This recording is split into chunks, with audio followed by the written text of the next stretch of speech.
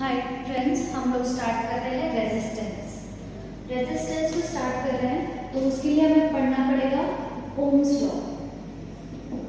Ohm's law क्या होता है? ओम्स लॉ बेसिकली इसका स्टेटमेंट कहता है कि किसी भी वायर में फ्लो होने वाला जो करंट है वो पोटेंशियल डिफरेंस के डायरेक्टली प्रोपोर्शनल है। तो हम ये बोल सकते हैं potential difference is directly proportional to the flow of current.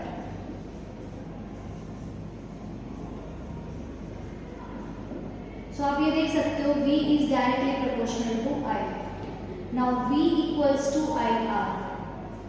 अब हमारे पास क्वेश्चन ये आता है क्या हम RI नहीं लिख सकते, क्या हम IR ही क्यों लिखते हैं? तो इसके पीछे बहुत बड़ा रीजन है।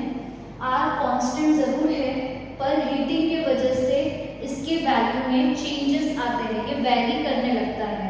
कांस्टेंट तो है बट ये हीटिंग की वजह से कहीं ना कहीं वैरी करता है, इसीलिए R को हमें पीछे लगाना पड़ता है, इसीलिए इसका आता है V इक्वल्स टू IR। अब ये जो वोल्टेज और करंट के बीच जो ग्राफ है voltage and current graph,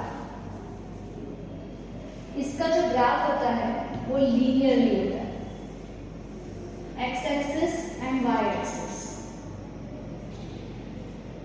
this is voltage and this is current I, voltage V। अब जो हमें प्राप्त होने वाला ग्राफ है वो होता है स्ट्रेट लाइन।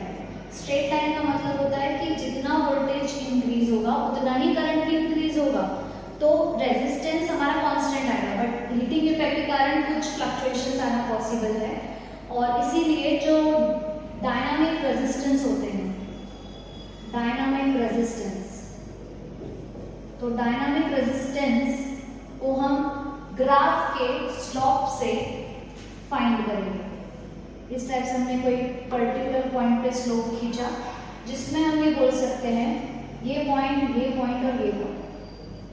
तो आपको पता है रेजिस्टेंस का फॉर्मूला क्या होता है, V अपॉन I। यहाँ से हमने R को निकालना है तो V अपॉन I करना होगा। तो डायनामिक रेजिस्टेंस के लिए क्या होगा, delta V upon delta I।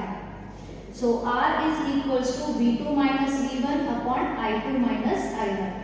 This is a dynamic resistance formula। और यहाँ पर अगर आप बात कर रहे हो ये वाली चीज तो ये V1 कहलाती है और ये वाली चीज V2। यहाँ पर ये वाली चीज आपकी कहलाएगी I2 और यहाँ वाली ये चीज कहलाएगी I1। तो ये बेसिक चीजें थी जो रेजिस्टेंस से रिगार्डिंग थी।